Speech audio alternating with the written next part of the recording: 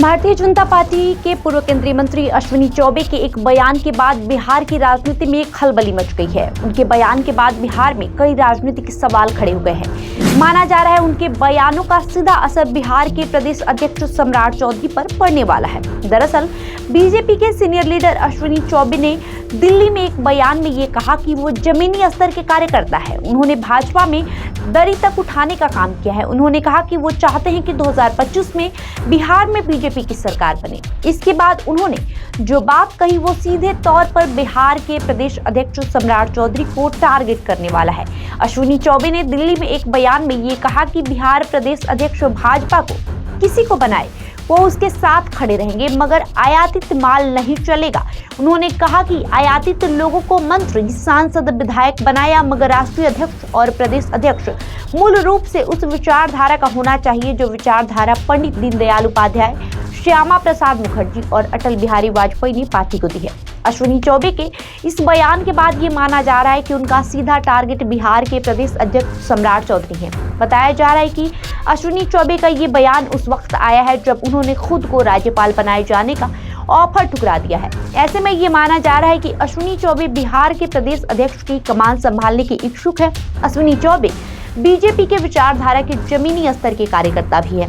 श्यामा प्रसाद मुखर्जी, दीनदयाल उपाध्याय और अटल बिहारी वाजपेयी के सिद्धांतों वाले नेता भी हैं। ऐसे में इस बात का अनुमान लगाया जा रहा है कि अश्विनी चौबे बिहार के अगले प्रदेश अध्यक्ष के रूप में खुद को प्रोजेक्ट करते हुए नजर आ रहे हैं। मगर सवाल तो ये है कि क्या भाजपा अपने प्रदेश अध्यक्ष में बदलाव करेगी? माना जा रहा है कि लोकसभा चुनाव के नतीजे के बाद बीजेपी सवर्ण समाज को साधने का प्रयास करेगी।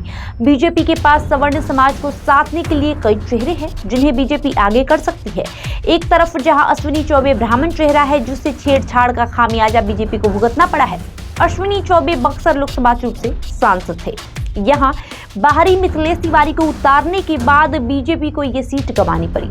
आरा में आरके सिंह की भी हार हुई। अनुमान ये है कि यहाँ सवर्ण समाज एकजुट नहीं हुआ। शाहाबाद और मगध के क्षेत्र में राजपूत, ब्राह्मण और सवर्ण समाज की नाराजगी थी। ऐसे में बीजेपी प्रदेश अध्यक्ष के रूप में अश्विनी चौबे, मिथिलेश तिवारी और पूर्व प्रदेश अध्यक्ष संजय जायसवाल को आगे बढ़ा सकती है।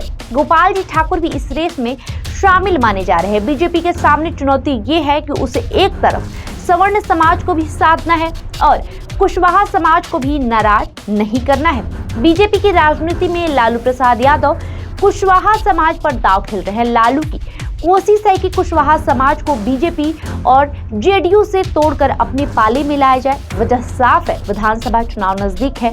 मुसलमान और यादव के बाद लौकुश समाज की संख्या बिहार में सबसे ज्यादा। ऐसे में बीजेपी लौकुश समाज को नाराज करने की रिस्क किसी हाल में नहीं लेना चाहेगी। एक पद एक व्यक्ति के सिद्धांत के अनुसार ज्यादा संभावना ये है कि बीजेपी बिहार के डिप्टी सीएम के रूप में सम्राट चौधरी के चेहरे को ही कंटिन्यू करे। ब्राह्मण और राजपूत समाज को संतुष्ट करने के लिए अश्विनी चौबे, मिथिलेश तिवारी, गोपाल जी ठाकुर जैसे चेहरों को आगे करे। यदि वैश्य समाज का कोई चेहरा बीजेपी चुनती है तो वो चेहरा संजय जायसवाल का भी हो सकता है। लेकिन अश्विनी चौबे के बयान के अनुसार देखा जाए तो बीजेपी के वर्तमान प्रदेश अध्यक्ष सम्राट चौधरी आयातित भी हैं और भाजपा की उस विचारधारा से भी नहीं जुड़े हुए हैं जो विचारधारा दीनदयाल उपाध्याय, श्यामा प्रसाद मुखर्जी और अटल बिहारी वाजपेयी की है। बहरहाल आपका इस खबर को लेकर क्या कहना है, हमें कमेंट करके जरूर बताएं।